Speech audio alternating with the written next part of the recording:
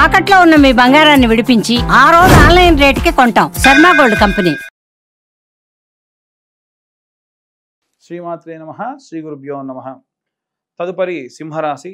సింహరాశి వారికి సంబంధించి 2025 సంవత్సరంలో మే ద్వితీయార్థం నుండి ఎలా ఉంటుంది అనే విషయాన్ని ఇప్పుడు మనం తెలుసుకుందాం. సింహరాశి వారిని మనం భూతత్వ రాశిగా, అగ్నితత్వ రాశిగా కూడా పరిగణలోకి తీసుకోవాలి. వీరికి షార్ట్ టెంపర్డ్ అధికంగా ఉంటారు. ఎప్పుడు కోపం వస్తుందో తెలియదు. చాలా బద్ధకంగా ఉంటారు. అవసరం ఉంటే బద్ధకంగా ఉంటారంటే వేరే కాదండి, బద్ధకంతో పని చేయడం కూడా పెద్ద టాలెంటే. ఎందుకంటే చాలా శ్రమించి ఒక వస్తువుని మనం మోసి తీసుకురావాలి. ఎక్కడో లోపల ఒక వస్తువు ఉందనుకోండి, వస్తువులన్నీ తీసి ఆ వస్తువుని తీయాలి. వీళ్ళు ఏం చేస్తారంటే లోపలికి చేయబెట్టి అలా అలా సదిరేసి వస్తువుని తీసేస్తారు. సో టైంని సేవ్ చేస్తారు, పని క్లోజ్ చేస్తారు. మనకు కావాల్సింది అదే కదా. ప్రాపర్గా చేయరు అన్నటువంటిది ఒకటే ఉంటుంది తప్ప వర్క్ మాత్రం ఖచ్చితంగా జరుగుతుంది.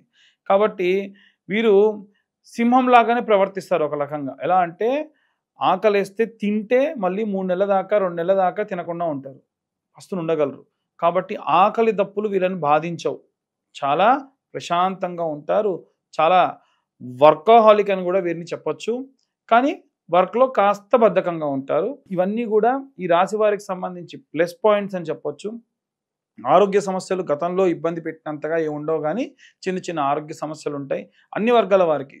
ఈ యొక్క విద్యార్థులకి, గృహిణులకి, అలాగే ఉద్యోగస్తులకి, సినీ వ్యాపార రంగాల వారికి అందరికీ కూడా కామన్గా ఉండేటువంటిది ఏమిటంటే ఈ రాశి వారికి సంబంధించి ప్రత్యేకంగా చూసుకుంటే మనకు అష్టమూలికా తైలం కానీ లేకుంటే పచ్చకర్పూరం వేసినటువంటి నూనె దొరుకుతుంది. క్యాంఫర్ ఆయిల్ అంటారు. దానితో దీపారాధన చేయడం మంచిది. ఈ నెలలో వీలైతే లక్ష్మీనారసింహస్వామి యొక్క దర్శనం చేసుకోవడం కూడా వీరికి ప్రత్యేకమైనటువంటి శ్రద్ధ, ప్రత్యేకమైనటువంటి భక్తి వలన వారికి ఆరోగ్యంగా ఉంటారు. అన్ని వర్గాల వారికి సంబంధించి ఎలాంటి రెమెడీస్ తీసుకోవాలి, ఎలాంటి మంత్రపఠనం చేయాలి అనే విషయాన్ని ఇప్పుడు తెలుసుకుందాం. గృహిణులకి, విద్యార్థులకి సంబంధించి మే 15వ తారీఖు నుండి నెలాఖరు వరకు కూడా వీలైనంత వరకు కూడా అన్నపూర్ణాదేవి అలాగే లక్ష్మీదేవి యొక్క ఆరాధన చేయడం గృహిణులకు మంచిది.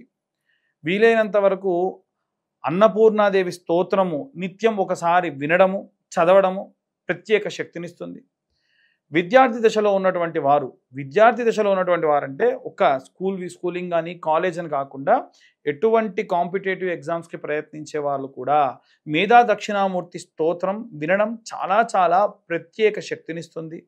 అమ్మవారి యొక్క సరస్వతీదేవి ఆలయానికి వెళ్ళి సందర్శించడం ప్రత్యేకమైనటువంటి కాస్మిక్ ఎనర్జీని పెంచేదానికి సహాయం చేస్తుంది.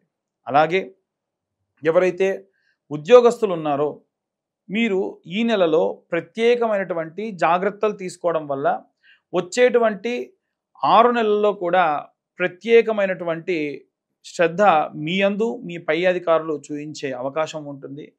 కేవలం ఇది ఒక సాఫ్ట్వేర్ ఎంప్లాయీస్ అనే కాకుండా ఎవరైనా సరే అన్ని రకాలైనటువంటి ఉద్యోగాలు చేసేవారు కూడా మీ యొక్క యజమాని నుండి, మీ పై హయార్కీ నుండి గవర్నమెంట్ ఉద్యోగస్తులు కానీ సెంట్రల్ గవర్నమెంట్ ఉద్యోగస్తులు కానీ ఎవరైతే ఉన్నారో వారు ప్రత్యేక శ్రద్ధను మీ యందు ఉంచడం జరుగుతుంది. వారు ఎంత శ్రద్ధగా మిమ్మల్ని టార్గెట్ చేస్తూ ఉంటారో అంత బాగా వర్క్ చేయడం వీరికి మంచి ప్రత్యేకమైనటువంటి శక్తినిస్తుంది.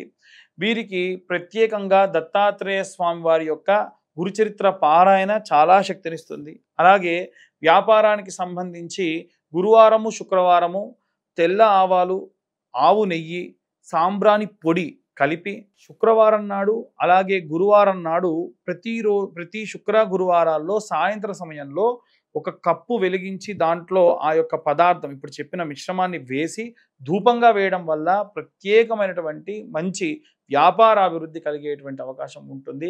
నిత్యం మీ యొక్క వ్యాపార స్థలాన్ని మూసి వెళ్ళేప్పుడు కూడా ఒక చిన్న పేపర్ ముక్కను తీసుకొని ఆకరణ కాల్చి 3 సార్లు కుడివైపున ఒక్కసారి ఎడంవైపు తిప్పి ఆ షటర్ దగ్గర పడేసి వెళ్ళడం అనేటువంటిది, లేదా ఆఫీస్ క్లోజింగ్ దగ్గర పడేసి వెళ్ళడం అనేది మంచిది. మీరు కాకుండా క్లోజింగ్ స్టాఫ్ ఎవరైతే ఉంటారో వారికి చెప్పడం కూడా చాలా మంచి జరుగుతుంది. ఎట్టి పరిస్థితుల్లో వ్యాపారానికి సంబంధించి మెడికల్ కానీ వైన్ షాప్స్ కానీ ఏవైనా రసాయక చర్యలు, రసాయనమైనటువంటి పదార్థాలు అమ్మేటువంటి వారికి మాత్రమే దక్షిణం వైపు ఉన్నటువంటిది బాగా అచ్చొస్తుంది. లేదు అలా కాకుండా ఇంకే దిక్కున పెట్టుకున్నా అంత అచ్చిరాదు. అలాగే వీలైనంత వరకు మీ కౌంటర్ ఉత్తరం వైపుగా ప్లేస్ చేసుకొని ఆ కౌంటర్ మీద కాస్త చిల్లర డబ్బులు, ఒక గ్లాస్లో ఎప్పుడు కూడా ఒక నిమ్మకాయ వేయడం మంచిది. మిరపకాయ అలాగే పచ్చిమిరపకాయ, నిమ్మకాయ లాంటి వాటిని కుచ్చుకొని దిష్టిగా ప్రతి శుక్రవారం పెట్టి మార్చడం, ప్రతి అమావాస్యకి కూడా ఆ గుమ్మడికాయ మార్చడం ప్రత్యేకమైనటువంటి శక్తిని వ్యాపార స్థలానికి ఇస్తుంది. అలాగే ఎవరైతే సినీ రాజకీయ రంగాల్లో ఉంటారో వీరు యాలకులు లేదా పసుపు కొమ్ములతోని మాలలా అల్లి మీ ఇంట్లో ఉన్నటువంటి రాజరాజేశ్వరి దేవికి మెడలో వేసుకోవడం వల్ల, శ్యామలాదేవి యొక్క ఫోటో పెట్టుకొని ఆమె ఫోటోకి వేసుకోవడం వల్ల ప్రత్యేకమైనటువంటి రాజప్రాప్తి కలుగుతుంది. ఎన్నో రోజుల నుంచి ప్రయత్నిస్తున్న పనులన్నీ కూడా ఖచ్చితంగా ఈ సినీ రాజకీయ రంగాల వారికి మంచి చేస్తుంది. అలాగే కోర్టు గొడవలు, చికాకులు, డైవర్స్ కేసులలో ఉన్నటువంటి వారు చండీ హోమం లాంటివి చేయించుకోవడం కూడా ప్రత్యేకమైనటువంటి శక్తినిస్తుంది. అలాగే ఎవరైతే ఫారిన్కి వెళ్ళాలి అనుకుంటూ ఉన్నారో వారు దయచేసి, గతంలో కూడా చెప్పాను, ఫారిన్ కంట్రీస్కి వెళ్ళాలి అనుకున్నప్పుడు అన్ని రకాలైనటువంటి పేపర్ వర్క్ చేసుకోండి, చేసుకున్న తర్వాతకే వెళ్తేనే మంచి జరుగుతుంది అని నేను చాలాసార్లు చెప్పాను. అది ఇప్పుడు అమెరికా గవర్నమెంట్ లోన్ శాంక్షన్ అయిపోయి యూనివర్సిటీస్ వాళ్ళు పిలిచినా సరే చాలా ఇబ్బంది పడుతూ వాళ్ళు ఇక్కడే ఉన్నారు, ఇంటర్వ్యూస్లో రిజెక్ట్ చేస్తూ ఉన్నారు. ఎందుకంటే పేపర్ వర్క్స్లో చాలా మందికి ప్రాపర్గా లేదు అని రిజెక్ట్ చేశారట. కాబట్టి మనం చేసేటువంటి చిన్న మిస్టేక్ చాలా పెద్ద విషయాన్ని కూడా ఆపుతుంది. వీలైనంత వరకు కూడా సంకటహార చవితి నాడు గణపతి హోమం చేసుకోవడం వీరికి ప్రత్యేకమైనటువంటి శక్తినిస్తుంది. ఇవన్నీ కూడా గోచార రీత్యా చెప్పేటువంటి విషయములు మాత్రమే.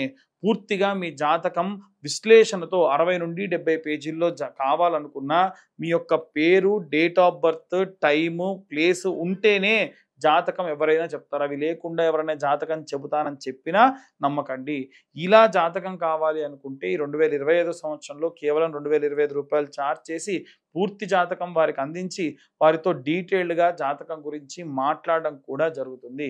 అలాగే కరుంగలి మాల గురించి కూడా చాలామంది అడుగుతున్నారు. కింద ఉన్న నెంబర్కి కాల్ చేయొచ్చు.